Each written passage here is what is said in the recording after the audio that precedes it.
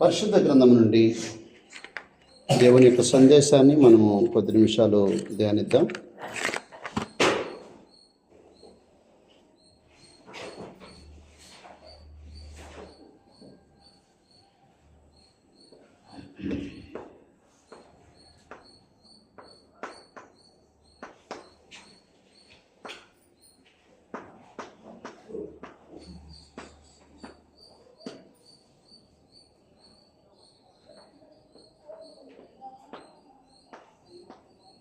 గ్రంథం నుంచి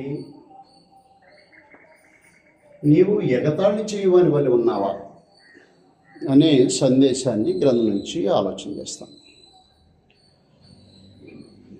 సహజంగా ఏదో పరధ్యానంలో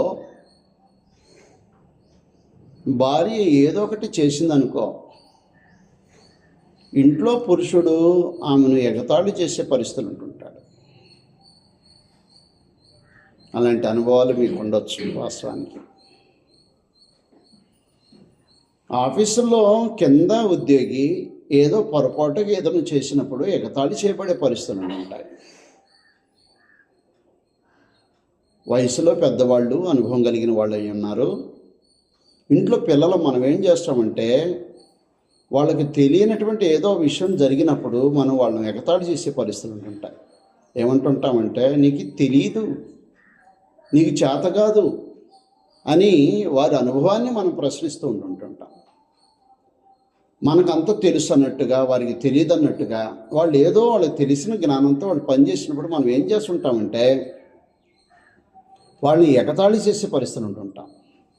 మనమేమో బాగా చదువుకున్న వారము, వాళ్ళు చదువులేని వారు, వారు ఏదో వారి జ్ఞానాన్ని బట్టి పనిచేసినప్పుడు మనం ఏం చేస్తాం? సహజంగా అంటే, ఇది నీకు తెలియదు, నువ్వేది ఇలా చేసావని ఎగతాళి చేసే వారంగా ఉంటుంటాం. అలా సమాజంలో అనేకమైన విషయాల్లో ఎగతాళి చేయబడే వారంగా ఉంటాము. మనం పలికే పలుకులు కానీ, మనం చేసే శాస్త్రాలు కానీ, అలాగే మనము జరిగించేటువంటి ప్రతి ప్రవర్తన, మనం కలిగి ఉన్న ప్రవర్తన ఎగతాళిగా ఉంటుంటుంది. సహజంగా క్రీస్తులో నీకు దేవుడు అనుగ్రహించిన రక్షణ బట్టి నీవు దేవుని యొక్క సందేశాన్ని లేదా దేవుని మాటలను ఇతరులకు తెలియజేసినప్పుడు నువ్వు వాస్తవానికి ఎగతాళి చేయబడే పరిస్థితులు ఉంటుంటాయి. కాబట్టి నీ జీవితంలో ఎగతాళి చేసేవాడివి గాను, లేకపోతే ఎగతాళి చేయబడిన వాడివి గాను నువ్వు ఉన్నావేమో సంగతి ఒకసారి ఆలోచన చేయాల్సిన అవసరం. ప్రభు నిమిత్తము ఎగతాళి చేయబడటము లేదా అపహాస్యం చేయబడటము వాస్తవానికి అది ధన్యత అయి ఉంటుంది. కాబట్టి కొన్ని ప్రాముఖ్యమైన సంగతులు మనం గ్రంథం నుంచి ఆలోచన చేస్తాం. నీవు ఎగతాళి చేయవని వల్లే ఉన్నావా అనే సమాచారం గ్రంథం నుంచి ఆలోచన చేస్తాం. మొట్టమొదటిగా ఆదికాండము మనం చదువుకున్నటువంటి లేఖన భాగంలో మనకి కథ తెలుసు. వాస్తవానికి సొదొమ గొమొర్రా పట్టణాన్ని నాశనం చేయటానికి దేవదూతలను ప్రముఖ పరమదేవుడు ఆ పట్టణాన్ని పంపించేశాడు. ఆ పంపించబడినటువంటి ఆ పట్టణము వాస్తవానికి ఎంత భయంకరమైన పట్టణమో మనకి సహజంగా తెలుసు. 19వ అధ్యాయము మనం జాగ్రత్తగా మనం చదివితే 4వ వచనంలో ఈ మాటలు రాయబడినాయి. ఆదికాండం 19వ అధ్యాయం 4వ వచనం. వారు పడుకొనక ముందు ఆ పట్టణస్థులు అనగా సొదొమ మనుషులు, బాలురును, వృద్ధులను, ప్రజలందరూ నలుదిక్కుల నుండి కూడి వచ్చి ఆ ఇల్లు చుట్టూ వేసి లోతును పిలిచి, ఈ రాత్రి నీ యుద్ధకు వచ్చినటువంటి మనుషులు ఎక్కడ? మేము వారిని కూడునట్లుగా మా యుద్ధకు వారిని వెలుపలకు తీసుకొని రమ్మని అతనితో చెప్పగా. అర్థమవుతుందా? ఏంటి కూడేదేంటి? కూడటం అంటే ఏంటి? వీరు కొత్తవారు, పట్టణానికే కొత్తవారు. వారు వచ్చిన సమాచారం తెలుసుకున్నారు. నీ ఇంటికి వచ్చిన వాళ్ళు ఉన్నారు కదా, వచ్చారు, కొత్త వాళ్ళు వచ్చారు కదా, వాళ్ళు మా యుద్ధకు పంపిస్తే మేము వారిని కూడాలంటే వారితో వ్యభిచారం చేయాలి, వారితో జాగ్రత్తం చేయాలి, వారితో పాపం చేయాలి, వారితో చెడుతనం చేయాలి, వారిని అర్జెంట్ బయటికి పంపించాలి. దొమ్మిగా ఎంతమంది వచ్చారంట? ఎవరు వచ్చారు? సొదొమ నుంచి అక్కడ మాట్లాడుతున్నాడు అనమాట. వారు పడుకొనక మునుపు ముందు ఆ పట్టణస్థులు అనగా సొదొమ మనుషులు, బాలురులు అంటే పిల్లలు, వృద్ధులు, ప్రజలందరూ కూడి వచ్చి. వాస్తవానికి మీకు అర్థమవుతుందా ఎంత భయంకరంగా పాపము ఆకాశాన్ని అంటినట్టుగా ఉందో? మనుషులందరూ పిల్లలు కానీ వృద్ధులు కానీ ప్రజలందరూ వచ్చేసి వచ్చినటువంటి దేవదూతలు కొత్త వాళ్ళుగా ఉన్న కారణాన వాళ్ళు మనుషులై ఉన్న మనుషుల రూపంలో వచ్చిన కారణాన వాళ్ళతో మేము వ్యభిచారం చేయాలి, వారిని బయటికి పంపించండి అని చెప్పేసి భయంకరమైనటువంటి పాపము ఆకాశాన్ని అందేంత వరకు మేము కొనసాగుతాం. ఒక సంగతిని మనం జాగ్రత్తగా ఆలోచించాలి. లోకసువార్త 17వ అధ్యాయం 28వ వచనంలో, లోకసువార్త 17వ అధ్యాయం 28వ వచనంలో పరిస్థితులు ఇలాగ రాయబడి ఉన్నాయి. సొదొమ పట్టణములో లోతు కాలంలో ప్రజల యొక్క ఉనికి ఎలా ఉందో అనే సంగతి అక్కడ రాయబడి ఉంది. లోతు దినముల్లో జరిగినట్లు జరుగును. జనులు తినుచు త్రాగుచు కొనుచు అమ్ముచు నారు నాడుచు ఇండ్లు కట్టుచు నుండి. అయితే లోతు సొదొమ విడిచిపోయిన దినమున ఆకాశము నుండి అగ్ని గంధకములు కురిసి వారందరినీ నాశనం చేసిన. కాబట్టి ఏం జరుగుతుంది? లోతు కాలంలో ప్రజలు ఓరక తినటం త్రాగటం, ప్రత్యేకంగా జీవితాలు గడుపుతున్నారు, అమ్ముతూ నాడుచు కాలాలు గడుపుతున్నారు. గ్రంథాన్ని మనం జాగ్రత్తగా మనం పరిశీలన చేయాలి. పేతురు రాసినటువంటి 2వ పత్రిక 2వ అధ్యాయం చూడండి ఒకసారి. పేతురు రాసినటువంటి 2వ పత్రిక 2వ అధ్యాయం 6వ వచనం నుంచి మనం రాయబడింది. పేతురు రాసినటువంటి 2వ పత్రిక 2వ అధ్యాయం 6వ వచనంలో, మరియు ఆయన సొదొమ గొమొర్రాలను పట్టణము భస్మం చేసి ముందుకు భక్తిహీనులకు వారికి వాటిని దృష్టాంతముగా ఉంచుటకే వాటికి నాశనం విధించి మాట్లాడుతున్నాడు అనమాట. అక్కడ ప్రజల యొక్క ఉనికి గురించి మాట్లాడుతున్నాడు. దుర్మార్గుల కామ వికారయుక్తమైన నడవడి చేత బహుబాధపడిన నీతిమంతుడు లోతును తప్పించను. కాబట్టి ఎలాంటి పరిస్థితి ఉందన్నమాట అక్కడ మాట్లాడుతున్నాడు. దుర్మార్గుల కామ వికారయుక్తమైన నడవడి అన్నది ఎంత భయంకరంగా మాట్లాడుతున్నాడు. మరి కింద వారి గురించి మాట్లాడుతాడు. ఆ నీతిమంతుడు వారి మధ్య కాపురం ఉండి తాను చూచిన వాటిని బట్టి వినిన వాటిని బట్టి వారి అక్రమమైన క్రియల విషయంలో దినదినము నీతిగల తన మనసును నొప్పించుకుంటూ వచ్చాడు. వాస్తవానికి మన అక్రమమైన క్రియలు అన్నాడు. సొదొమ ప్రజల యొక్క ఉనికి ఎలాగుంది పరిస్థితి. కాబట్టి అలాంటి పరిస్థితుల పరమదేవుడు దూతల్ని ఆ పట్టణాన్ని నాశనం చేయడానికి పంపించేశాడు. పంపించినప్పుడు పరిస్థితి ఈ విధంగా ఉంది. 13వ వచనం 19వ అధ్యాయం ఆదికాండం 19వ అధ్యాయం 13వ వచనంలో, మేము ఈ చోటు నాశనం చేయవచ్చితమే, వారిని కూర్చిన మొర యెహోవా సన్నిధి గొప్పదైన గనుక దాన్ని నాశనం చేటుకు యెహోవా మమ్మల్ని పంపినని చెప్పాను. లోతు బయటికి వెళ్ళి తన కుమార్తెలను పెళ్ళానయ్యున్న తన అల్లుడితో మాట్లాడి, లెండి ఈ చోటు విడిచిపెట్టి రండి, యెహోవా ఈ పట్టణము నాశనం చేయబోతున్నాడని చెప్పాను. అతడు తన అల్లుల దృష్టికి ఎగతాళి చేయవని వల్ల ఉండిన. అది సమాజం.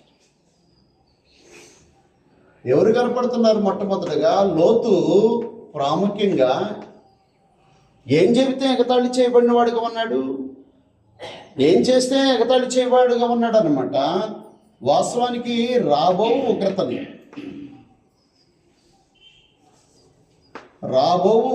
ఉగ్రతని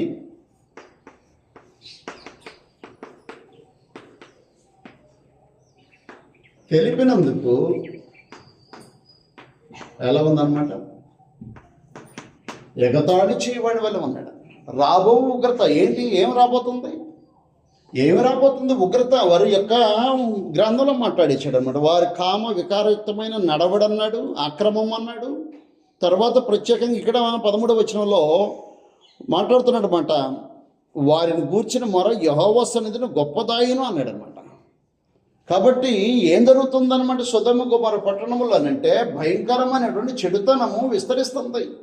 అది దేవుని సన్నిధికి అంటేంతగా విస్తరించింది.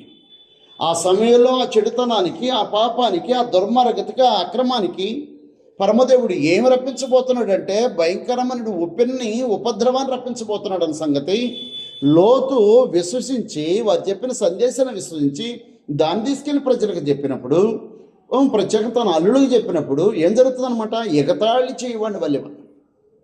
ప్రియమైన దేవుని పిల్లలారా, అపోస్తల కార్యగ్రంథం 17వ అధ్యాయం 30వ వచనం నుంచి మనం చదివితే ఈ విధంగా రాయబడింది. అపోస్తల కార్యగ్రంథం 17వ అధ్యాయం 30వ వచనంలో, వాస్తవానికి ఆనాడు లోతు తన అల్లులకి అలాగే తన ప్రజలకి ప్రత్యేకంగా రాబో ఉగ్రత గురించి ప్రకటించినప్పుడు వారికి ఎగతాళిగా ఉంది. ఈయన ఎగతాళి చేసేవాళ్ళుగా కనపడుతున్నాడు. ఎగతాళి నవ్వులాటగా ఉంది ప్రస్తుతానికి ప్రాముఖ్యంగా. అని జోకింగ్గా ఉన్నాడు అనమాట. వాస్తవం ఏంటి ఇది, ఈ రాత్రి పూట, ఈ అర్ధరాత్రి పూట ఈ పట్టణాన్ని నాశనం అయిద్దా అన్నట్టుగా వారు ఏం చేస్తున్నారని నేను చెప్పిన సందేశానికి ఎగతాళిగా ఉంది వాస్తవానికి. ప్రియమైన దేవుని పిల్లలారా, మనం జాగ్రత్తగా ఆలోచించేయాలి. ఈనాడు మనకి ఏ విధమైనటువంటి విషయాల్లో ఎగతాళిగా ఉండదు. దేవుని సందేశం ఎగతాళిగా ఉండదు, దేవుని యొక్క హెచ్చరిక ఎగతాళిగా ఉండదు, దేవుని యొక్క మాటలు ఎగతాళిగా ఉండకూడదు వాస్తవానికి. ఇక్కడ వాసం చూసినట్టే అపోస్తల కార్యగ్రంథం 17:30 ఆ అజ్ఞాన కాలమున దేవుడు చూచి చూడనట్టుగా ఉండేను కానీ ఇప్పుడైతే అంతటను అందరినూ మారు మనసు పొందాలని చెప్పేసి మాట్లాడేశాడా. మనుషులు ఆజ్ఞాపిస్తున్నాడు. నా తర్వాత 31 ఎందుకనగా తాను నియమించిన మనుషుని చేత నీతిని అనుసరించి, అది సమాచారం. జాగ్రత్తగా మనం ఆలోచించాలి. దేవుడు ఏం చేయబోతున్నాడు అనమాట. దేవుడు తీర్పు తీర్చబోతున్నాడు అన్నాడు. న్యాయాన్ని బట్టి, సత్యాన్ని బట్టి, నీతిని బట్టి తీర్పు తీర్చబోతున్నాడు. తీర్పు అంటే నువ్వు చేసిన కార్యాలు, అది దేహంతో జరిగించిన కార్యం, దేహంతో జరిగించిన కార్యం. అదే కొరింథీయులకు రాసిన 2వ పత్రిక 10:5 క్షమించాలి 5:10 కొరింథీయులకు 2వ పత్రిక 5:10 ఎందుకనగా తాను జరిగించిన క్రియల చొప్పున అవి మంచివైన సరే చెడ్డమైన సరే దేహంతో జరిగించిన వాటి ఫలము ప్రతి వాడు పొందినట్లు మనమందరము క్రీస్తు ప్రభు న్యాయపీఠం ఎదురు ప్రత్యక్షించాలి. ఒకానొక రోజున క్రీస్తు ప్రభు తన మహాదూతలతో కూడా సింహాసనం మీద ఆసీనుడైనప్పుడు మనుషులమైనటువంటి మనము తాము చేసినటువంటి కామ వికారయుక్తమైన నడవడి, అక్రమము, చెడుతనము, దుర్మార్గత, దుష్టత్వం ఏదైతే ఉందో దేహంతో జరిగించిన వాటి ఫలము ప్రతి వాడు పొందేటట్టుగా ఒక ప్రత్యేకమైన ఒక దినం ఒకటని నిర్ణయించున్నాడని చెప్పేసింది గ్రంథం.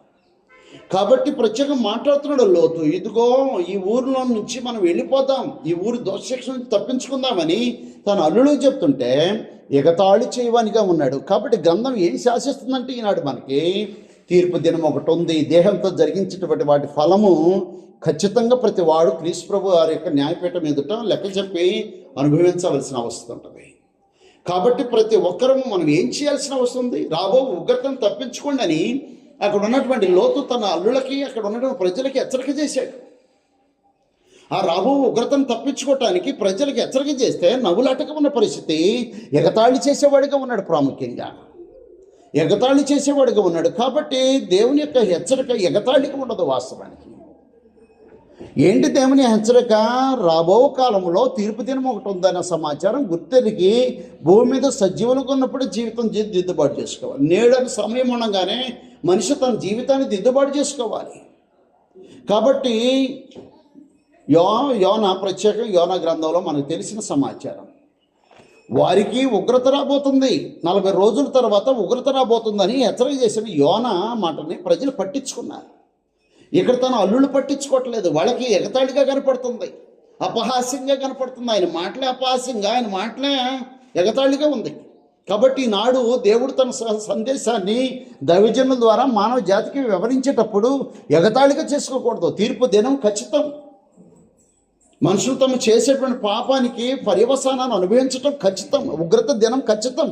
అదే నీతితో న్యాయంతో ఉందన్న సమాచారం గ్రంథం తెలియజేస్తున్న కారణాన మనుషులు తమ చెడుతనాన్ని, తమ దుర్మార్గతను, తన అక్రమమైనటువంటి విషయాల్ని దిద్దుబాటు చేసుకోవాల్సిన అవసరం ఉంది. కాబట్టి యోనా తన ప్రజలకి ఊరకు సందేశం చెప్పేసేసాడు. 40 రోజుల్లో ఒక భయంకరమైనటువంటి ఉప్పెన రాబోతుంది, దేవుడు నాశనం చేయబోతున్నాడు ఈ పట్టణాన్ని సందేశం చెప్పేశాడు. 3:4 యోనా గ్రంథం. యోనా పట్టణములో ఒక దిన ప్రయాణంత దూరం సంచరించు ఇక 40 దినములకు నినివే పట్టణం నాశనమగునని ప్రకటన చేయగా, నినివే పట్టణపు వారు దేవుని యందు విశ్వాసం ఉంచి ఉపవాస దినము చాటించి గనులేమి అల్పులేమి అందరూ గోనెపట్ట కట్టుకుని. కాబట్టి గ్రంథం తెలియజేస్తున్న ప్రాముఖ్యంగా రాబో ఉగ్రతని, రాబో నాశనాన్ని, రాబో అన్నటువంటి అగ్నిగా నరక అగ్నిని తప్పించుకునే విషయంలో పరమదేవుడు ఆనాడు నుంచి ఈనాడు కూడా ఒక ప్రత్యేకమైన సందేశాన్ని మానవ జాతికి వివరిస్తూనే ఉన్నాడు.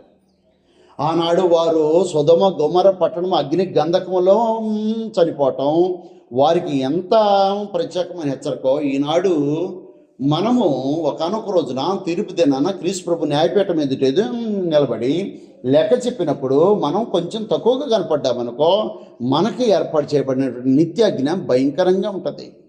కాబట్టి గ్రంథం మాట్లాడుతుంది ఏం చేయాలి, ఇంతకీ రాబో ఉగ్రత నుండి తప్పించుకోవాలి అనేటువంటి విషయంలో లోతు తన అల్లులకి తన ప్రజలకు హెచ్చరిక చేసినప్పుడు ప్రత్యేకంగా ఎగతాళి చేయవాడిగా కనపడ్డాడు. ఎగతాళి కాదు వాస్తవానికి, అది వాస్తవానికి జీవితాలు దిద్దుబాటు చేసుకునే ఒక మహత్తరమైనటువంటి టైం. జీవితాన్ని దిద్దుబాటు చేసుకోవాలి, తను చక్కబెట్టుకోవాలి, సమస్యను చక్కబెట్టుకొని ఊరు దాటి బయటికి పారిపోయి తాము రక్షించుకునేటట్టుగా జీవితం గడపాల్సిన అవసరం ప్రాముఖ్యంగా వస్తుంది. ఈనాడు పరమందుని దేవుడు నేను రక్షించడానికి ప్రభుని యేసుక్రీస్తు వారిని కావాలని ఆయన లోకంలో పరలోకంలో దేవునితో పాటు ఉన్నటువంటి ఆయన్ని ఈ లోకాన్ని పంపించి కావాలని శిలువ మరణానికి అప్పగించి ఆయన కాచిన రక్తం ద్వారా నిన్ను రక్షించడానికి ప్రయత్నం చేస్తుంటే నువ్వు ఆయన ద్వారా రక్షించబడటానికి సిద్ధపడుతున్నావా, లేకపోతే ఆ ఉగ్రతని అనుభవించడానికి సిద్ధపడుతున్నావా అనే సంగతి నీ అంతలో నువ్వు ఆలోచించావు. దేవుడు ఎవరు నశించిపోవాలని, ఎవరు ఉగ్రత పోతులు కావాలని దేవుడు కోరుకోవటలేదు. కాబట్టి యోనా కాలంలో ప్రజలకు హెచ్చరిక చేసిన ఆ హెచ్చరికను మనుషులందరూ పట్టించుకున్నారు. దేవుని యందు విశ్వాసం ఉంచినట్టుగా మాట్లాడేసింది గ్రంథం అక్కడ. దేవుని యందు విశ్వాసం ఉంచారు. ఈనాడు మన పరిస్థితి ఏంటి? దేవుని యందు విశ్వాసం ఉంచుతున్నామా? మన జీవితాలు దిద్దుబాటు చేసుకుంటున్నామా? కాబట్టి వారి జీవితాలు దిద్దుబాటు చేసుకుంటున్నారు. ప్రాముఖ్యంగా మాట్లాడుతున్నాడు. అక్కడ ఏమన్నారు తెలుసా? 9వ వచనంలో, 3వ అధ్యాయం యోనా గ్రంథం 9వ వచనంలో, మనుషులందరూ తమ దుర్మార్గములను విడిచి తాము చేయి బలాత్కారం మానివేయవలెను అన్నాడు. 10వ వచనం చూడండి. నినేవే వారు తమ చెడు నడతలు మానుకొనగా వారు చేయుచున్న క్రియలను దేవుడు చూచి పశ్చాత్తాపుడై వారికి చేయదునని తను ఇచ్చిన మాట కీడు చేయక మానేను అని. దేవుడి ద్వారా వచ్చేటువంటి కీడు రాకుండా తప్పిపోయింది. ఎప్పుడన్నమాట? ఉగ్రత దినాన్ని తప్పించుకోవటం. లోతు కాలంలో లోతు తన భార్య తన పిల్లలు ప్రత్యేకంగా ఊరి వెలప్పలకు పోయారు, ఆ ఉగ్రత నుండి తప్పించుకున్నారు. నేనేవే ప్రజలు ప్రత్యేకంగా దేవుని యొక్క సందేశాన్ని పట్టించుకునే వాళ్ళు ఉగ్రత నుండి తప్పించుకోవడానికి ప్రయత్నం చేశారు, ఉగ్రతను తప్పించుకున్నారు. దానికి ప్రాముఖ్యంగా దేవుని యందు విశ్వాసం ఉంచటం, 2 మారు మనసు పొందడం, తను చేసేటువంటి బలాత్కారాన్ని, తను చేసే అక్రమాన్ని, తను చేసేటువంటి పాపాన్ని విడిచిపెట్టి జీవితం గడపటం. కావున ప్రియమైన దేవుని పిల్లలారా, గ్రంథం తెలియజేస్తుంది రాబో ఉగ్రత గురించి లోతు ప్రాముఖ్యంగా ఉపదేశించినప్పుడు, తెలియజేసినప్పుడు వెర్రివాడిగా కనపడ్డాడు అనమాట. నువ్వు ఎప్పుడైనా దేవుని యొక్క సందేశం ఇతరులకి చెప్పావా? రాబో ఉగ్రత గురించి మాట్లాడేసావా? అలాగే మనుషులు ప్రత్యేకంగా అనుభవించబోయేటువంటి నరకాన్ని గురించి మాట్లాడేసావు. అలా మాట్లాడుతున్నప్పుడు నువ్వు ఎగతాళి చేయబడ్డావా? ఆలోచన చేసుకోవాలి. ప్రియమైన దేవుని పిల్లలారా, దేవుని యొక్క సందేశం నిమిత్తమై ఎగతాళి చేయవాడుగా కనపడుతుంటాడు లోతు. ఈనాడు రాబో ఉగ్రతను తప్పించుకోవటానికి నిజంగా మనం ఉగ్రతకు పోతులం అన్నాడు సమాచారం గ్రంథం ప్రకారంగా. చూడండి ఒకసారి రోమిలికి రాసిన పత్రిక 5వ అధ్యాయం, రోమిలికి రాసిన పత్రిక 5వ అధ్యాయం, రోమిలికి రాసిన పత్రిక 5వ అధ్యాయం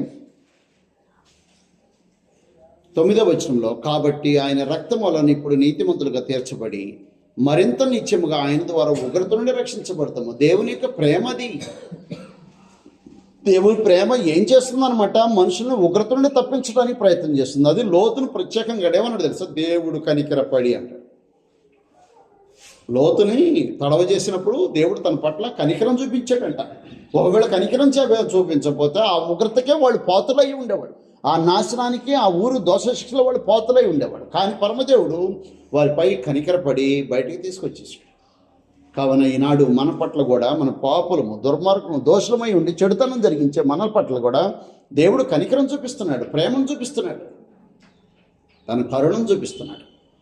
కాబట్టి మన మీద ఉన్నటువంటి సమస్త ఉగ్రత నుండి మనల్ని రక్షించాలనేటువంటి సదుద్దేశంతో పరమందుని దేవుడు యేసుప్రభువు వారు కావాలని శిలువ మరణానికి అప్పగించేశాడు. కావున జాగ్రత్తగా ఆలోచించాలి. లోతు రాబో ఉగ్రత గురించి, వాళ్ళు పొందబోయేటువంటి నాశనం గురించి, అలాగే వాళ్ళు తప్పించబడితే వాళ్ళు రక్షించబడతారన్నటువంటి సందేశం గురించి ప్రత్యేకంగా వాళ్ళకి చెప్తే ఎగతాళి చేయవాడిగా కనపడ్డాడు. కావున ప్రియమైన దేవుని పిల్లారా, ఒకానొక రోజున మనం కూడా ఆ నినివే ప్రజలు ఎలాగ అగ్నికి నాశనం అయ్యారో, ఈనాడు ప్రభువారి యొక్క సందేశాన్ని మనం పట్టించుకోకుండా, దేవుని యందు విశ్వాసం ఉంచుకోకుండా, నినివే ప్రజలు తమ జీవితాలు మారుమనసు పొందినట్టుగా మారుమనసు పొందుకోకుండా జీవితం గడిపితే ఏం జరుగుతుందనంటే, ప్రాముఖ్యంగా అదే ఉగ్రతను మనం అనుభవించే ప్రమాదం ఖచ్చితంగా ఉంటుంది. అందుకే లోతు కాలంలో ప్రజలు ఏం చేస్తున్నారు? తినటం, త్రాగటం, అమ్మటం, కొనటం అనే కార్యక్రమంలో నిమగ్నమై ఉన్నటువంటి స్థితిని బట్టి ఏం చేస్తున్నారన్నమాట? వాస్తవానికి కామ వికారయుక్తమైన నడవడి చేత, అక్రమమైన జీవితం చేత జీవితాలు గడుపుతున్న పరిస్థితుల్లో పరమదేవుడు వారిని రక్షించే దిశగా లోతు ద్వారా ఒక సందేశం వారికి తెలియజేశాడు. వారిని రక్షించడానికే ఎవరైనా సరే, అల్లుళ్ళే కాదు, వాస్తవానికి లోతు మాట విని ఎందరైతే రక్షణ పొందడానికి సిద్ధంగా ఉన్నారో ఆ సందేశాన్ని లోతు నీట్గా వివరించాడు. ఎంత టైం ఉంది? కొద్ది సమయమే. జీవితం దిద్దుబాటుగానే చేసుకోవటానికి ఎంత సమయం ఉంది? కొద్ది జీవితమే, కొద్ది సమయమే. ఆ కొద్ది సమయమే చాలా విలువైన సమయం. జాగ్రత్తగా మనం ఆలోచించాలి. చాలామంది అంటుంటారు, కరెక్ట్ టైంకి తీసుకొచ్చారండి, లేకపోతే చనిపోయేవాడు. కరెక్ట్ టైం తీసుకొచ్చారు, ఇంకొక అరగంట అయినట్టయితే, లేదా ఇంక పావు గంట అయినట్టు, లేదా 10 నిమిషాలు అయినట్టయితే ప్రాణం పోయేది. కానీ మీరు సరైన టైంలో తీసుకొచ్చారంటుంటారు. కాబట్టి ఆ సమయం సరైన టైం. కాబట్టి ఆ సమయాన్ని ఎరిగినటువంటి జైలు అధికారి తనంతట తాను రెక్టిఫై అవుతున్నాడు. అయ్యలారా, నేను నా ఇంటి వారు రక్షణ పొందాలంటే ఏం చేయాలి? నేను ఉగ్రత పొందాలని అనుకోవట్లేదు, నేను నాశనం కావాలని అనుకోవట్లేదు, నిత్య నరకానికి పోవాలని అనుకోవట్లేదు. అయ్యలారా, ఏం చేయాలి? నువ్వు మారుమనసు పొందాలి, దేవుని యేసుప్రభునందు విశ్వాసం ఉంచాలి. బాప్తిసం పొందితే నీ పాపాలు కడిగివేయబడతావు, నువ్వు రక్షించబడతావు. కాబట్టి ప్రత్యేకమైన సందేశం. ప్రాముఖ్యంగా జాగ్రత్తగా ఆలోచించాలి ప్రియమైన దేవుని పిల్లారా. రాబో ఉగ్రతను తప్పించుకోవటానికి పరమదేవుడు ఏం ఏర్పాటు చేశాడంటే, క్రీస్తు బలిని ఏర్పాటు చేశాడు. ఆ బలి ద్వారా వచ్చినటువంటి అపోస్తల బోధని మానవజాతికి అందుబాటులో ఉంచేశాడు. సువార్త, దాని ద్వారా మనుషులు రక్షించబడేటువంటి గొప్ప అవకాశాన్ని ఇచ్చేశాడు. కాబట్టి నువ్వు సువార్తను ప్రకటించేటప్పుడు, అపోస్తల బోధన వివరించేటప్పుడు, క్రీస్తు మరణాన్ని, ఆయన సమాధిని, పునరుద్ధానాన్ని నువ్వు ప్రకటించేటప్పుడు సహజంగా నువ్వు ఎగతాళి చేయవని వల్లే ఉండే అవకాశం ఉంటుంది. కానీ నిన్ను ఒక సాధారణంగా ప్రత్యేకంగా ఏర్పాటు చేసుకున్నాడు ఎగతాళి చేయవని వల్లే ఉండటానికి. మానవ జాతికి సువార్త ఎలా ఉందన్నమాట? వెరితనంగా ఉంది. లోకానికి సువార్త వెరితనంగా ఉంది. రక్షించబడే వారికి అది దేవుని శక్తి అయి ఉంది అన్నాడు. మనం దేవుని శక్తి. కాబట్టి నువ్వు దేవుని శక్తిని ఆధారం చేసుకొని నువ్వు ప్రకటించాల్సిన బాధ్యతని మీద ఉంది. ఆయన శిలువ మరణాన్ని గురించి, ఆయన సమాజం గురించి, ఆయన పునరుద్ధానాన్ని గురించి నువ్వు వివరించాలి, ప్రజలు విశ్వసించాలి, జీవితాలు దిద్దుబాటు చేసుకోవాలి. లేకపోతే రాబో ఉగ్రతను పొందగలిగే ప్రమాదం. రెండో సమాచారం గ్రంథంలో ఇలా రాయబడింది. అపోస్తల కార్యగ్రంథం 17వ అధ్యాయం. అపోస్తల కార్యగ్రంథం 17వ అధ్యాయం.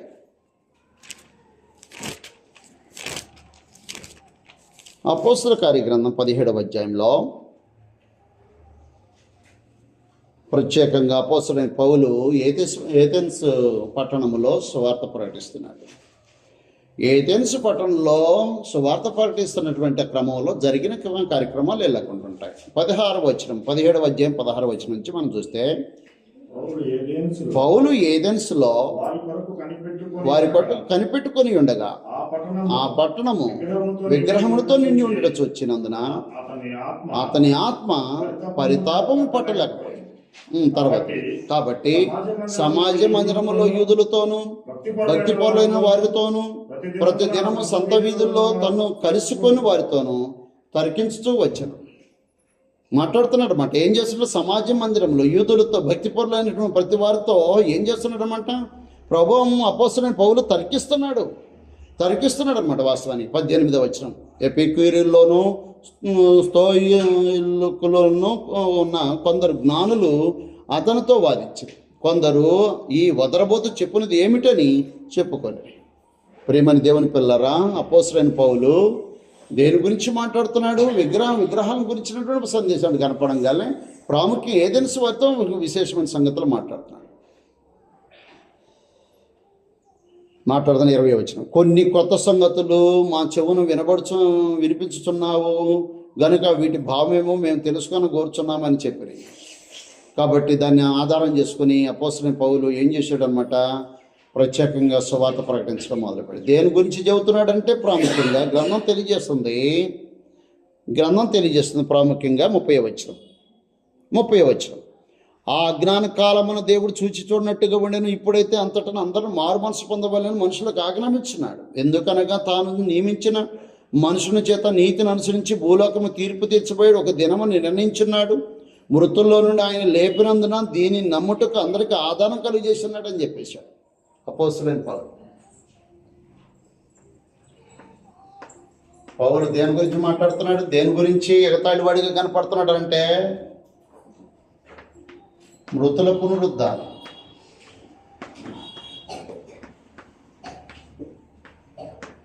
మృతుల పునరుద్ధానము గురించి నవ్వులాటగా కనపడుతుంది మనుషులకి. మృతుల పునరుద్ధానం మాట్లాడేశాడు అనమాట. ఏమన్నాడు చూడండి 31వ వచనం. ఎందుకనగా తాను నియమించిన మనుషుని చేత నీతిని అనుసరించి భూలోకమునకు తీర్పు తీర్చబోయాడు, ఒక దినము నిర్ణయించున్నాడు. మృతుల్లో నుండి ఆయన లేపినందున ఏది యేసుప్రభు మృతుల్లో నుండి లేపబడినందున ఒకానొక రోజున తీర్పు దినం ఉందనే సమాచారం మనం నమ్మటానికి ఆధారంగా ఉంది. కాబట్టి ఒకానొక రోజున మనం చూడటానికి అవకాశం ఉంది, అదే అక్కడ నిలబడే అవకాశం ఉంది, తీర్పు దినం ఉంది, నీతిని బట్టి న్యాయాన్ని బట్టి తీర్పు తీరుస్తున్నాడు అని చెప్పేసి హెచ్చరిక చేసేసాడు. దేన్ని బట్టి అనడం మృతుల పునరుద్ధానాన్ని బట్టి. మృతుల పునరుద్ధానం గురించి మాట్లాడితే ప్రత్యేకంగా మాట్లాడుతున్నాడు అనమాట. అక్కడ 32వ వచనం చూడండి. మృతుల పునరుద్ధానం గురించి వారు వినినప్పుడు కొందరు అపహాస్యం చేసిరి. ఏం చేస్తుందన్నమాట, ఇంతకు అపహాస్యం చేయటం అంటే ఏంటి, ఎగతాళిగా ఉన్నాడు అనమాట. ఎగతాళిగా ఉన్నాడు అపోస్తలుడైన పౌలు, ఎగతాళిగా ఉన్నాడు. ఈ మృతుల పునరుద్ధానం వలన మనకు తీర్పు ఉందంట, ఒకనొకరు సమాజం నుంచి లెగుస్తామంట. ప్రత్యేకంగా అనేకమైనటువంటి విధంగా అపహాస్యం చేస్తున్నారు. మృతుల పునరుద్ధానం గురించి వారు వినినప్పుడు కొందరు అపహాస్యం చేసిరి, మరికొందరు దీన్ని గూర్చి చెప్పునది ఇంకొకసారి విందుమని చెప్పిరి. అలాగుండగా పౌలు వారి మధ్య నుండి వెళ్ళిపోయి, అయితే కొందరు మనుషులు అతను హత్తుకుని విశ్వసించిరి అన్నాడు. ప్రియమైన దేవుని పిల్లలారా, మృతుల పునరుద్ధానాన్ని గురించి నువ్వు ప్రకటించాల్సిన అవసరం ప్రాముఖ్యంగా అవసరం. మృతుల పునరుద్ధానము మనము ప్రాముఖ్యంగా దాన్ని నమ్మాల్సిన అవసరం. తెస్సలోనికి రాసినటువంటి మొదటి పత్రిక 4వ అధ్యాయము 14వ వచనములో మాట రాయబడింది. తెస్సలోనికి రాసిన మొదటి పత్రిక 4వ అధ్యాయం 14వ వచనము. యేసు మృతి పొంది తిరిగి లేచిన మనం నమ్మినడలా నువ్వు నమ్మింది నువ్వు ప్రకటించాలి. ఏంటి నమ్మింది ప్రకటించాలి? రోమిలికి రాసిన పత్రిక 10వ అధ్యాయం 9వ వచనం. మేము ప్రకటించే విశ్వాసవాక్యం అంటే ఏంటంటే మాట్లాడుతున్నమాట. 10వ అధ్యాయం 9వ వచనం. మేము ప్రకటించే విశ్వాసవాక్యం, మనుషులందరూ విశ్వసించాల్సిన వాక్యాన్ని మేము ప్రకటిస్తున్నాం. ఏంటది అని అంటే, యేసు ప్రభుని నోటితో ఒప్పుకొని దేవుడు ఆయన మృతుల్లో నుండి లేపనని నువ్వు విశ్వసించినడలా అంటాడు. మృతుల్లో నుండి నువ్వు లేపబోం, యేసు ప్రభు లేచాడు కాబట్టి ఒకనొక రోజున చనిపోయినటువంటి మనం లెగుస్తామనేటువంటి ఒక ప్రత్యేకమైన సందేశం అపోస్తలుడైన పౌలు ఏథెన్స్ పట్టణంలో ప్రకటిస్తుంటే అక్కడ ఏం జరుగుతుందన్నమాట, మనుషులకి ఎగతాళి చేసేవాడిగా కనపడాడు అపోస్తలుడైన పౌలు. ప్రియమైన దేవుని పిల్లలారా, ప్రభువైన యేసు సమాజం నుంచి లేపబడ్డాడన్నదే నీ విశ్వాసమై ఉండాల్సిన అవసరం ఉంది. ఆయన నీకోసం చనిపోయి నీకోసం పాతి పెట్టబడి నీకోసం తిరిగి లేచాడన్న సమాచారం. అలాగే ప్రభువైన యేసు ఒకానొక రోజున ఈ లోకానికి వచ్చినప్పుడు సమాధులు పెళ్ళగించుకుని ప్రతి వాడు లెగుస్తాడనేటువంటి ఒక విశ్వాసం, లేచిన తర్వాత ఆయన ఎదుర్కొంటామనేటువంటి ఒక విశ్వాసం నువ్వు కలిగి ఉండాల్సిన అవసరం. కాబట్టి అపోస్తలుడైన పౌలు ప్రత్యేకంగా పునరుద్ధానాన్ని గురించి ప్రకటించినప్పుడు ఏం జరుగుతుందనమాట, ఎగతాళి చేయవాడి వల్లే కనపడుతున్నాడు. ఈనాడు నువ్వు యేసుప్రభు వారి యొక్క శిలువ మరణం, సమాధి, పునరుద్ధానాన్ని గురించి నువ్వు ప్రకటించావా? ఆ ప్రకటించబడినటువంటి ఆ ప్రకటన విషయంలో నువ్వు ఎగతాళి చేయవని వెళ్ళగా ఉన్నావా? ఒకవేళ అలా ఉంటే దేవుని స్తోత్రం. ప్రియమైన దేవుని పిల్లలారా, గ్రంథం తెలియజేస్తుంది అది మన విశ్వాసానికి మూలమని చెప్పేసి మాట్లాడేశాడు. ప్రభువైన యేసు సమాధి నుంచి లేపబడిన వాడు ఉన్నాడని, దేవుడు ఆయన ప్రభుగా నియమించాడని, ఆ ప్రభుగా నియమించిన వాడిని నువ్వు నోటితో ఒప్పుకోవాలనేటువంటి సందేశము ప్రత్యేకంగా నీకు వినిపించేటప్పుడు నువ్వు సంపూర్ణంగా విశ్వసించాల్సిన అవసరం ఉంటుంది. గ్రంథములో కొరింథీయులకు రాసినటువంటి కొరింథీయులకు మొదటి పత్రిక 15వ అధ్యాయం. కొరింథీయులకు మొదటి పత్రిక 15వ అధ్యాయం 12వ వచనంలో, క్రీస్తు మృతుల నుండి లేచి ఉన్నాడని ప్రకటింపబడుచుండగా మీలో కొందరు మృతుల పునరుద్ధానం లేదని ఎట్లు చెప్పుచున్నారు? మృతులకు పునరుద్ధానం లేనిడలా క్రీస్తు కూడా లేపబడి ఉండలేదు. 14వ వచనంతో ఇంత ప్రాముఖ్యం మాట్లాడాడు. మరియు క్రీస్తు లేపబడి ఉండని ఎడల మేము చేయు ప్రకటన వ్యర్థం. మేము చేసే ప్రకటన, మేము ప్రకటించు విశ్వాసవాక్యం ఏంటంటే, మేము ప్రకటించే విశ్వాసవాక్యం ఏంటని రోమపత్రిక 10వ అధ్యాయం 9వ వచనంలో అన్నాడే, అదే మాటకి ఇక్కడ ఉపయోగిస్తున్నాడు. మేము క్రీస్తు లేపబడి ఉండని ఎడల మేము చేయు ప్రకటన వ్యర్థం. కాబట్టి మేము చేసే ప్రకటన దేని గురించానంటే క్రీస్తు పునరుద్ధానాన్ని గురించి ప్రకటిస్తున్నాం. ఆ పునరుద్ధానం ఏం చేస్తుందనంటే ఈనాటి మనల్ని ఒకానొక రోజున లేపుతుంది. లేపిన తర్వాత యుగయుగాలు ప్రభుత్వం ఉంటామనేటువంటి నిరీక్షణ కలిగిందనమాట. కాబట్టి ప్రత్యేకంగా అపోస్తలుడైన పౌలు పునరుద్ధానాన్ని గురించి ఎగతాళి చేయవని వల్లే కనపడుతున్నాడు. నీ విశ్వాసానికి మూలము ప్రాముఖ్యంగా పునరుద్ధానం గురించి సమాచారం. క్రీస్తు లేపబడి ఉండని ఎడల మేము చేయు ప్రకటన వ్యర్థము. మీ విశ్వాసం కూడా వ్యర్థమే. మేము ప్రకటించేది వ్యర్థమే. మీరు విశ్వాసం ఇచ్చారు కదా, ఆ విశ్వాసం కూడా వ్యర్థమే. ప్రియమైన దేవుని పిల్లలారా, జాగ్రత్తగా ఆలోచించేయాలి. మనం ఒకానొక రోజున ప్రభుత్వ పట్ల యుగయుగాలు ఉండాలి అని అంటే ఏం జరగాలన్నమాట? ఏం జరగాలి? మృతుల పునరుద్ధానం కలిగి ఉండాలి. అది ఉందా? నీకు విశ్వాసం ఉందా? అదే అపోస్తలుడైన పౌలు ఏథెన్స్ పట్టణంలో ప్రకటిస్తున్నాడు. ఇదిగో ఒకానొక రోజున నీతితో దేవుడు తీర్పు తీర్చబోతున్నాడు, దాని అంతటికి పునరుద్ధానమే ఆధారం అని చెప్పినప్పుడు ఆ పునరుద్ధానాన్ని బట్టి అపహాస్యం చేస్తున్నారు మనుషులు. అపహాస్యం చేసేవాడిగా అపోస్తలుడైన పౌలు వాళ్ళు ఎదుట ఉన్నాడు. కాబట్టి ప్రియమైన దేవుని పిల్లలు మనం జాగ్రత్తగా ఆలోచించాలి. రోమిలికి రాసిన పత్రిక 1వ అధ్యాయం 7వ వచనంలో, రోమపత్రిక 1వ అధ్యాయం 7వ వచనంలో అంటే 11వ లైన్లో అక్కడ మాట్లాడుతున్న మాట ఏంటంటే, యేసుక్రీస్తు శరీరం బట్టి దావీదు సంతానంగాను మృతుల్లో నుండి పునరుద్ధానుడైనందున పరిశుద్ధమైన ఆత్మను బట్టి దేవుని కుమారుడుగాను ప్రభావంతో నిరూపించబడిన. కాబట్టి మృతుల పునరుద్ధానం ఏం చేసింది? ప్రభువైన యేసు సమాజం నుంచి లేపబడిన తర్వాత ఏం జరిగింది అని అంటే, ఆయన తండ్రి కుడి పార్శ్వానికి హెచ్చించబడ్డట్టుగా మాట్లాడిసింది. తండ్రి కుడి పార్శ్వానికి హెచ్చించబడ్డాడు. మన గ్రంథం తెలియజేసినట్టుగా సమాజం నుంచి లేపబడిన 40 రోజులు ఆయన రాజ్యాన్ని గురించి ప్రకటన చేస్తున్నాడు. ఆయన సజీవుడిగా ఉన్నట్టు కనపరుచుకున్నటువంటి ప్రభువైన యేసు ఏం చేస్తున్నాడు అన్నమాట? పునరుద్ధానాన్ని గురించి ప్రకటన చేస్తున్నాడు. పునరుద్ధానం కలిగిన వాడిగా ప్రకటన చేస్తున్నాడు. ఇక్కడ చూడండి, ఎఫెసీయులకు రాసిన పత్రిక 1వ అధ్యాయం, ఎఫెసీయులకు రాసిన పత్రిక 1వ అధ్యాయం 20వ వచనంలో, ఆయన ఆ బలాతిశయము చేత క్రీస్తును మృతుల్లో నుండి లేపి సమస్తమైన ఆధిపత్యం కంటేను, అధికారం కంటేను, శక్తి కంటేను, ప్రభుత్వం కంటేను, ఈ యుగమునందు మాత్రమే కాక రాబో యుగమందు పేరు పొందిన ప్రతి నామం కంటేను ఎంతో హెచ్చుగా పరలోకమందు ఆయన తన కుడిపార్శ్వన కూర్చుండబెట్టాను. అది సమాచారం. పునరుద్ధానం లేకపోతే ప్రభువుని యేసు తండ్రి కుడిపార్శ్వనికి హెచ్చించబడటం ఎంతో హెచ్చుగా హెచ్చించబడటం ఉండదు. కాబట్టి అలా హెచ్చించబడ్డాడు అని అంటే పునరుద్ధానం ఉంది. ఆ పునరుద్ధానం యేసు క్రియ సమాధి నుంచి లేపబడ్డాడు అని అంటే ఈనాడు మేము ప్రకటించే ప్రకటన విశ్వాసాన్ని మూలమైంది. మీరు విశ్వసించే విశ్వాసం ధన్యమైంది అని చెప్పేసి మాట్లాడేశాడు. కాబట్టి అపోస్తలుడైన పౌలు పునరుద్ధానాన్ని గురించి ఎగతాళి చేయబడిన వాడిగా కనపడుతున్నాడు. కావున ఈనాడు నీవు ఒకవేళ ప్రభుని యేసుక్రీస్తు వారి యొక్క మరణాన్ని, ఆయన సమాధిని, పునరుద్ధానాన్ని నువ్వు ప్రకటించేటప్పుడు నీవు కూడా ఎగతాళి చేయబడితే, ఎగతాళి చేయవాడిగా నువ్వు కనపడితే దేవుని స్తోత్రమై ఉంటుంది. కావున ప్రియమైన దేవుని పిల్లలారా, గ్రంథం తెలియజేస్తుంది నీవు ఎగతాళి చేయవని వలే. లోతు తన అల్లుడు దృష్టికి, అక్కడ ఉన్న ప్రజల దృష్టికి ఎగతాళి చేయవాడిగా ఉన్నాడు రాబో ఉగ్రతనం గురించి చెప్పినప్పుడు. అపోస్తలుడైన పౌలు మృతుల పునరుద్ధానం గురించి ప్రకటన చేసినప్పుడు అక్కడ ఉన్నటువంటి ఏథెన్స్ ప్రజల వలన, యూదుల వలన ఏం జరుగుతుందన్నమాట? ప్రత్యేకంగా సమాజ మందిరంలో ఎగతాళి చేయవాడిగా కనపడుతున్నాడు. లోకస్సు వార్త 16వ అధ్యాయం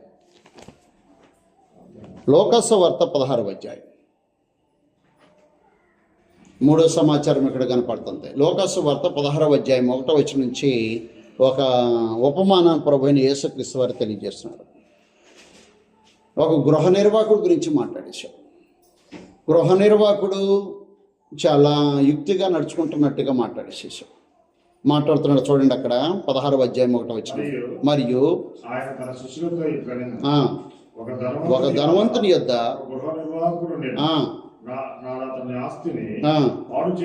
వాడు అతని ఆస్తిని పాడు చేస్తున్నాడు. అతని యొద్ద నేరం మోపబడగా వినుచున్నా ఏమిటి లెక్క అప్పచెప్పు,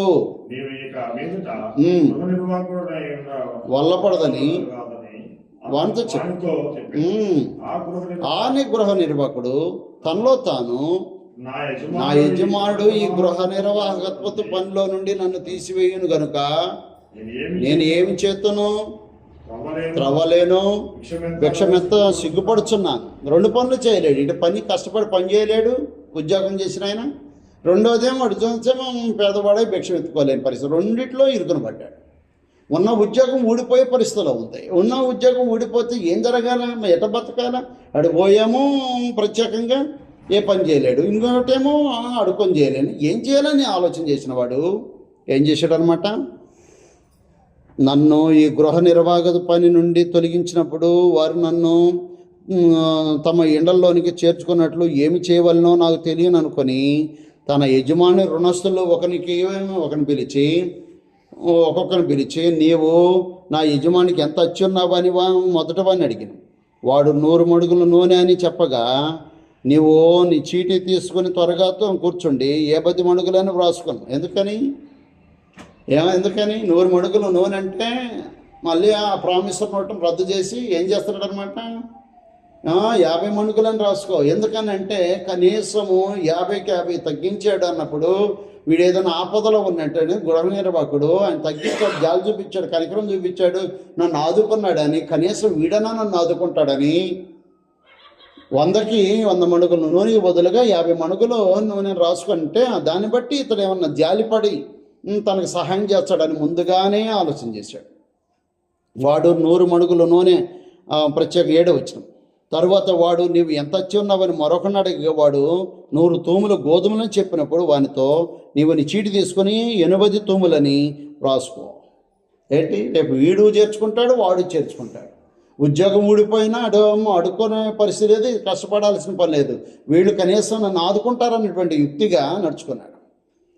కాబట్టి ఇలాగా ప్రభువైన యేసు తన ఉపమానం తెలియజేస్తూ కిందకు వచ్చి 11వ వచనంలో ఏమన్నాడు తెలుసా, కాబట్టి మీరు అన్యాయపు సిరి విషయంలో నమ్మకంగా ఉండనేడలా సత్యమైన ధనము ఎవడు నీ వశం చేస్తాడు? అన్యాయపు సిరి, ఈ లోకంలో ఈ ధనము మనకు వదిలిపోద్ది.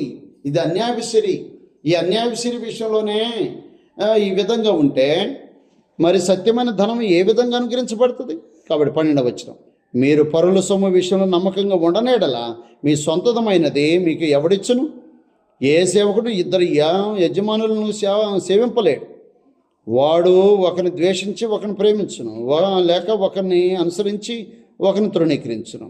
మీరు దేవుని సిరిని సేవింపలేరని చెప్పాను. కాబట్టి ప్రభువైన యేసు ఒక అద్భుతమైన ఉపమానం చెప్పేశారు. దేవుణ్ణి ఓ పక్క సిరిని ప్రత్యేకంగా సేవించడం సాధ్యం కాదు. కాబట్టి ప్రభువైన యేసు ప్రాముఖ్యంగా ఏం చెబుతున్నాడు అనమాట, అన్యాయపు సిరిని గురించి ప్రకటించినప్పుడు ఏం చేయబడుతున్నాడు అనమాట, అపహాస్యం చేయబడుతున్నాడు. కింద వచ్చిన చూడండి 14వ వచనం, ధనాపేక్ష గల పరిసయ్యులు ఈ మాటలన్నీ విని ఆయన అపహసించుచుండగా, కాబట్టి గ్రంథం మాట్లాడేసిందనమాట. ఏందనమాట, ప్రత్యేకంగా ఎగతాళి చేస్తున్నారు. యేసుప్రభు వారు మాట్లాడుతున్నాడు అనమాట. ఇదిగో ఒక వ్యక్తి భౌతిక సంబంధం అన్యాయ సిరికి దాసుడిగా ఉండలేడు, ఒక పక్క దేవునికి దాసుడై ఉన్నాడు. ఏదన్నా ఒకరికే దాసుడై ఉంటుంటాడు. కాబట్టి దేనికి నువ్వు దాసుడు అయి ఉన్నావు? దేవునికి దానికి దాసుడు అయి ఉన్నావని ధనాపేక్ష గురించి ప్రత్యేకంగా అక్కడ ఉన్నటువంటి వారితో మాట్లాడినప్పుడు ఏం చేశాడనమాట, వారి విషయంలో ప్రభుని యేసు మాటను విన్నటువంటి వాళ్ళు ఆయన్ని ఎగతాళి చేసేవాడు కనపడుతున్నాడు అన్న వాస్తవానికి. ఎగతాళి చేసేవా ప్రసంగం వాస్తవానికి అది ఎగతాళి చేసే ప్రసంగం అయిపోయింది. పౌలు చేసే ప్రసంగం ఎగతాళి చేసే ప్రసంగం అయిపోయింది. అలాగే ప్రత్యేకంగా లోతు చేసే ప్రసంగం ఎగతాళి చేసే ప్రసంగం అయిపోయింది. కాబట్టి అది దేవుని సందేశం, లోతు చెప్పిన సందేశం దానిలో దేవుని సందేశం, పౌలు చెప్పిన సందేశం దేవుని సందేశం, క్రీస్తు ప్రభు చెప్పిన సందేశం దేవుని సందేశం. మత్తయి సువార్త 6వ అధ్యాయంలో, మత్తయి సువార్త 6వ అధ్యాయం 19వ వచనంలో, భూమి మీద మీ కొరకు ధనమును కూర్చుకొనవద్దు, ఇక్కడ చిమ్మెటయు తుప్పును తినివేయును, దొంగలు కనవే వేసి దొంగిలెదరు. పరలోకమందు మీ కొరకు ధనము కూర్చుకొనుడి, అది సమాచారం. పరలోకమందు ధనమును కూర్చుకొనుడి, పరలోకంలో ధనము కూర్చుకోవాలి. ఒకప్పుడు ధనము ఏదైనా మనల్ని వదిలిపోద్ది అని చెప్పేసి మాట్లాడేశాడు. ధనం వదిలిపోయేది ఇప్పుడు, ధనం మనల్ని వదిలిపెట్టిద్దాం, మనం ధనాన్ని వదిలిపెడతామా? కానీ లోకసవర్తలు ఇందాకేమన్నాడు, అన్యాయశ్రీ మిమ్మల్ని వదిలినప్పుడు అన్నాడు అనమాట. అన్యాయశ్రీ మిమ్మల్ని వదిలినప్పుడు అంటే దాని అర్థం ఏంటి? నువ్వు ప్రత్యేకం ప్రాణం పోయిందనుకో, ఎంత సంపాదించినా దాన్ని అక్కడ వదిలిపెట్టేసి నువ్వు వెళ్ళిపోతావు. ఎక్కడికి వెళ్ళిపోవాలి? నువ్వు ఎక్కడికి వెళ్ళిపోవాలి? నిత్యమైన నివాసాలు చేర్చుకుని స్నేహితుల దగ్గరికి వెళ్ళాలి. వాళ్ళు నిన్ను నిత్యమైన నివాసాలు చేర్చుకోవాలనంటే అన్యాయశ్రీ విషయంలో నువ్వు జాగ్రత్త వహించాలి అని చెప్పేసి మాట్లాడు. అది ఏంటి అన్యాయశ్రీ వలన అంటే ఏం జరుగుతుంది? లోక సంబంధమైన ధన సంపద వలన, లోక సంబంధమైన భోగభాగ్యం వలన నువ్వు ఏం సంపాదించుకోవాల్సిన అవసరం అంటే పరలోక ధనాన్ని సమకూర్చుకోవాలి అని. అంటే భౌతిక సంబంధమైన ధనాన్ని పెట్టి పరలోక ధనమైన ఎట్ట సమకూర్చుకుంటావు? పరలోక ధనాన్ని సమకూర్చుకోమన్నాడు. ఇక్కడ ప్రత్యేకంగా అదే మాట, పరలోకమందు మీ కొరకు ధనము కూర్చుకునేది అని. ఎట్ట కూర్చుకుంటాం? ఎలా కూర్చుకునేది? ఎలా